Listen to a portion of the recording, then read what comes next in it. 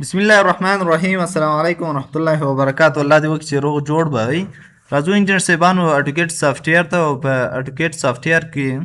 په تیره ویډیو کې مونږ په پولی لاین باندې خبرې کړې وې، جوین ایکسپلوډ کمانډو باندې. نو نن به راځو په یو بل کمانډ باندې خبرې کوو چې له هغه څخه مخکې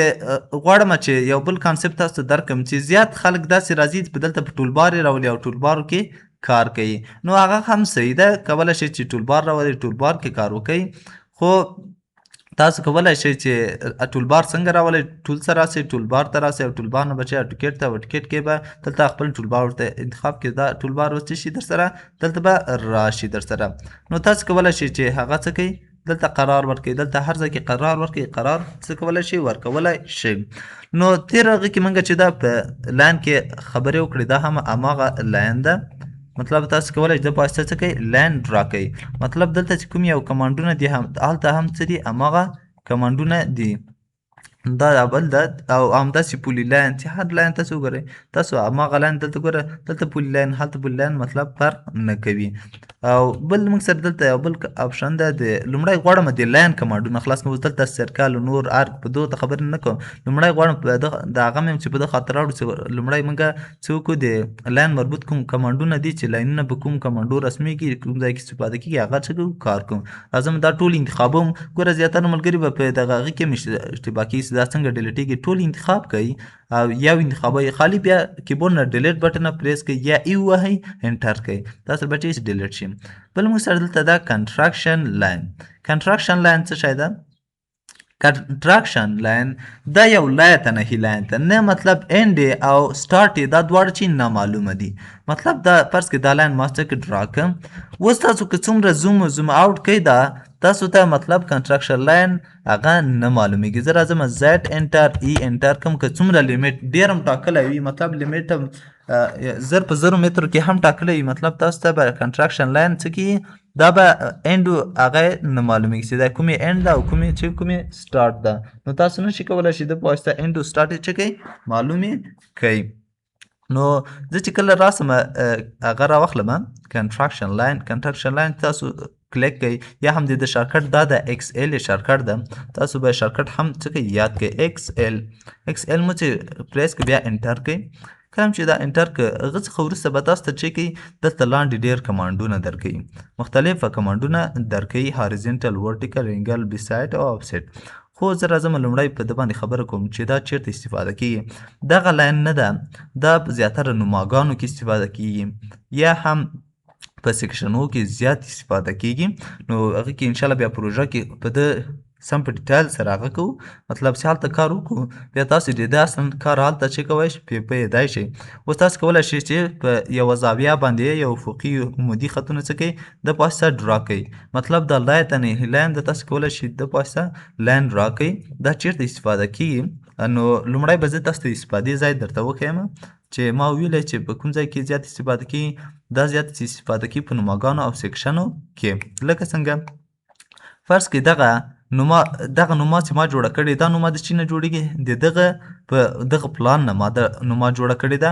نو همدغه د څه له څه نه جوړه سوې ده، مطلب دا نما ته مې دا څنګه دلته څه کړی، دا راوښتی ده. نو دا به تاسو بیا داسې وکړئ چې راباسئ ایکس ایل به پریس کوئ، ایکس ایل مو د زیډ کوم ما ایکسپلوډ راواخیسته، ایکس ایل به پریس کوئ، بیا به انټر کوئ. کله هم چې انټر کړه، هغه څخه وروسته موږ ته چې راکوي، څو کمانډه راکوي. لومړی د هاریزنټل ایچ چې کلیک کې، ایچ مطلب هاریزنټل، انټر کوئ. تاسو به چې وکړي هاریزنټل لاین به درکړي، مطلب دا چې تاسو ته به ټول دلته هاریزنټل، دا لاین ټول هاریزنټل چې کړي رسمي کړي. خو لایه ته نهي لاینونه دي چې هر څومره تاسو وغواړئ چې کولی شئ دا ډرا کولی شئ، مسقط کلیک لګوئ. نو دا د هاریزنټل کمانډ دنده وه په چې کې مطلب په کنټراکشن لاین کې. بل چې د ورټیکل ده، دا ورټیکل زما هدف همدا ده. زه راځم ایکس ایل پریس کوم، ایکس ایل نه وروسته انټر کوم. کله چې دا انټر کړه، له هغه څخه وروسته موږ سره دلته ورټیکل آپشن ده، یا ډبلیو وي انټر کوي، وي انټر. له هغه څخه وروسته موږ ته دلته ورټیکل هغه راکوي، مطلب کنټراکشن لاین راکوي. له هغه څخه وروسته به تاسو څه وکړئ، غواړئ دغه نما رسمه کوئ. نو نما څنګه رسمېږي، بیا هغه وروسته وایي چې تاسو به دا راسئ دلته انتخاب کړئ، مطلب یوه ځوله به دا انتخاب کړئ، چې ماته په نوما کې چې ښکاري مطلب دغه دیوال دلته به مې رنګ ورکړی بیا به موږ سره هنداره ښکاري بیا به دلته بله هنداره ښکاري د هندارې دا څنډه به ښکاري بیا به دلته ټول رنګ ښکاري له ده څخه وروسته به بیا څه وي دلته به بیا دغه ټول دیوال وي بیا به دلته څه وکړي د آینه به راته ښکاري او همداسې دلته به راته موږ سره چې ښکاري دروازه به ښکاري او له ده څخه به دا موږ سره اشداره ښکاري او دلته به دومره دیوال موږ سره ښکاري دیوال نه به وروسته دغه کړکۍ څخه ښکاري او بیا به دومره څه ښکاري را سره مطلب دغه دیوال به موږ سره ښکاري نو اوس تاسو وګورئ دغه هغه ته راشئ ګوره دغه لاینونه چې شوي دي ډرا شوي دي دا په څه باندې لومړی کنسټرکشن لاین باندې هنداره وګورئ دلته زه راځم دا چې کوم دا دواړه انتخابوم او دلته یو پراپرټیز ته راځم پراپرټیز کې څه کومه یو لیر کې داسې یو رنګ ورکوم چې تاسو معلوم سي اوس ما دا هندارې دلته کلیک کړم زه راځم پریس کوم دلته اسکیپ کوم اوس دلته زه راځم ګوره هندارې ته ما څه ورکړې داسې لاین ورکړه اوس تاسو راسئ لاندې نو ماته ګوره هنداره چې ده د همدغه منځ کې هغه شوې ده مطلب راغلې ده مطلب نه دو خواته و خواته نه ده راغلې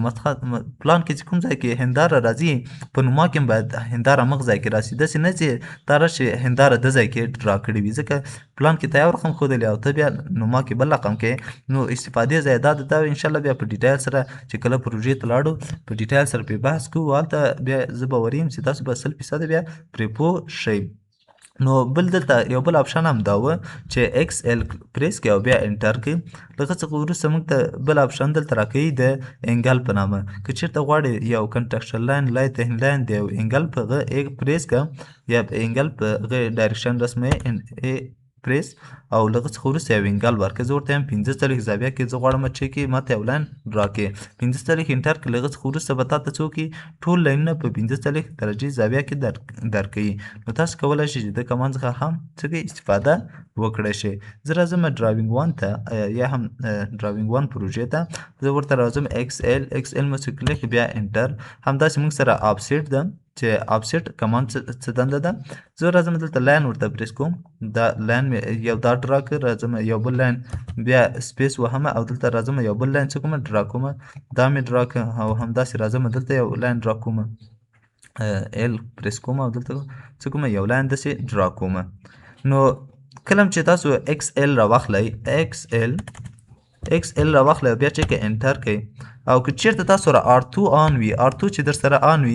دا به تاسو سره شي په دوه ډوله یو به هاریزنټل یو بل به ورټیکل خطونه در سره څه ډرا کیږي نو تاسو کولی شئ د به خالي هاریزنټل ورټیکل څه کوي ډرا کوي مطلب نور تاسو نه شئ ډرا کولی بیا به تاسو چې کوي R2 موډ به چې کوي آف به کوي F8 R2 به چې کوي آف کوي یا به راسې د جینه به آف کوي نو زما دلته هدف دا و د جینه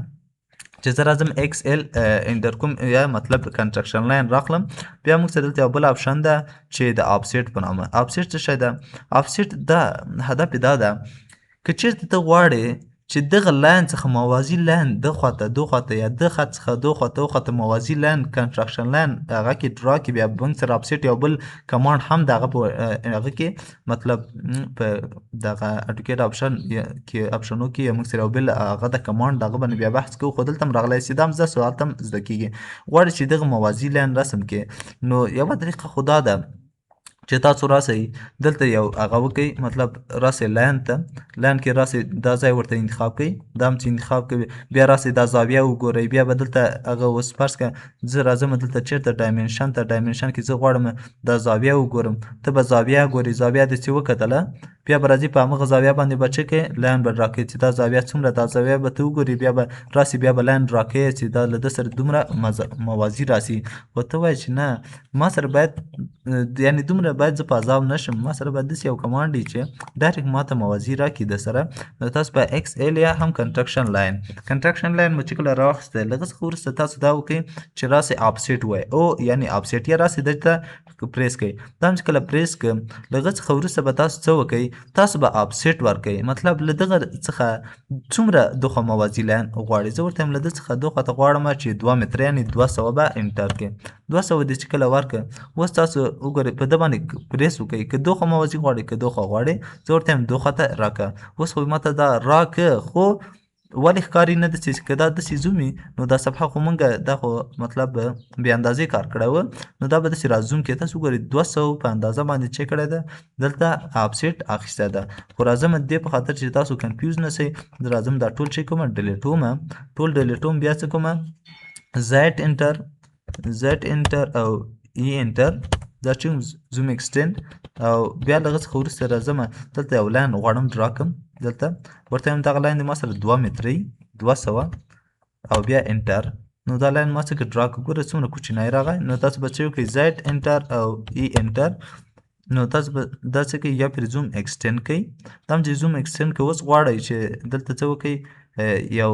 دغه سره موازي رسم کوي یا هم راځئ دلته یو بل کمانډ اخلم د سره موازي څه کوي دغه لاین سره موازي غواړئ نو تاسو به څه وکړئ ایکس ایل به پریس کوئ ایکس ایل مو چې کله پریس کړئ له هغه څخه وروسته به بیا تاسو څه وکړئ رابسې آفسیټ به او به پریس کوئ یا هم غجینه کلیک کوئ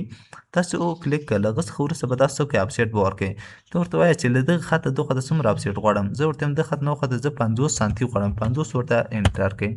50 مو چې کله انټر کړ راسه په د باندې پریس کړه په د کلیک کوئ دغه خطه غواړئ او که دغه خطه غواړئ زه ورته وایم نه دغه خطه راکړه دومره ګوره آفسیټ یې راکړه ورته وایم دغه خط نه دغه خطه بیا 50 سانتي غواړم دا انتخاب کړه دغه خطه به بیا درکړي ورته وایم چې نه دغه خط نه او خطه آفسیټ غواړم یا موازي دې د سره راسي ته باندې کلیک کړه دغه خطه بیا کلیک وکړه او خطه به راسي مطلب یو کلیک به دلته کې بیا به راسي دغه خطه بیا کلیک مطلب چې زه آفسیټ غواړم د طرف ته یا موازي غواړم د طرف ته اوس که غواړئ چې دغه نه دغه خطه آفسیټ واخلئ مطلب موازي راکړئ دا انتخاب کړه بیا راسه دغه خطه کلیک کړه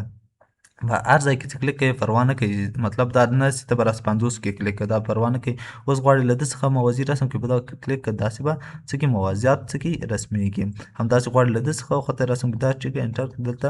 مطلب انتخاب او بیا دغه پریس انتخاب کړه او بیا څه کړه دلته به څه کې پریس کې مطلب تا سره څه کې موازي خطونه څه کې ډرا کېږي چې دا بیا وروسته له خیره وایي چې د دې استفادې چېرته چې کله پروژې ته لاړ شي بیا ستاسو هغه کومې پوښتنې چې ذهن کې ګرځي هغه به انشاءالله ټول څه په ډیټیل سره دا حلیږي داسې نه ده چې تاسو سره به داسې پوښتنه پیدا کېږي او هغه به تر پروژې پورې نه حلیږي انشاءالله چې کله پروژې ته لاړ شو پروژه کې به دا ستاسو خبرې نه مطلب کوم پوښتنې چې تاسو ته پیدا کېږي دا به ټول په ډیټیل سره حلیږي بل لاین دومره زده کړئ کنسټرکشن لاین چې شارټکټ یې ایکس ایل ده او اصلا چېرته استفاده کېږي په ده په واسطه موږ نماګانې او یا هم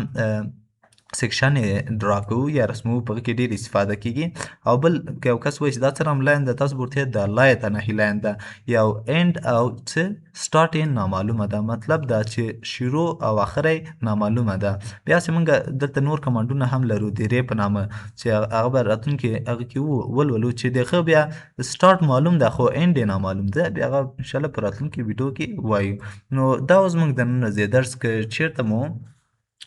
درس کې کوم پوښتنه وي کولی شئ ما سره کمنټ کې شریک کړئ او که چېرته ویډیو مو خوښ شي ویډیو در سره لایک کړئ او څه ملګري سره شیر کړئ تر څو نور ملګري ترې مستفید شي یا هم ترې ګټه واخلي او په پای کې دا بیا هم ټینګار کول غواړم چې تمرین شرط ده تمرین چې ونه کوئ مطلب دا هیڅ ګټه نه لري چې خالي تاسو ویډیو وګورئ او تیره کړئ چې زما خو ویډیو وکتله چې تاسو تمرین وکړئ تاسو ته بیا خپله مشکلات هم ښکاري چې والا زه کوم ځای کې مشکل لرم او که تمرین ونه کوئ تاسو ته خپل مشکل نه ښکاري چې مطلب دغه ځای کې زه مشکل لرم دغه ځای کې نه لرم نو دا زما ډېر هغه ده درته خواست چې تاسو څه وکړئ تمرین وکړئ مطلب غوښتنه مې دا ده تاسو څخه چې تمرین باید زیات وکړئ او په پای کې دا ویل غواړم که کوم انجینر صاحبان زموږ یوټیوب چینل نه وي سبسکرایب کړی نو زموږ یوټیوب چینل درته سبسکرایب کړئ تر څو نورو ویډیوګانو څخه برخمن شئ نور مو په لوی رب ذوالجلال سپارم ښه وخت کې چارې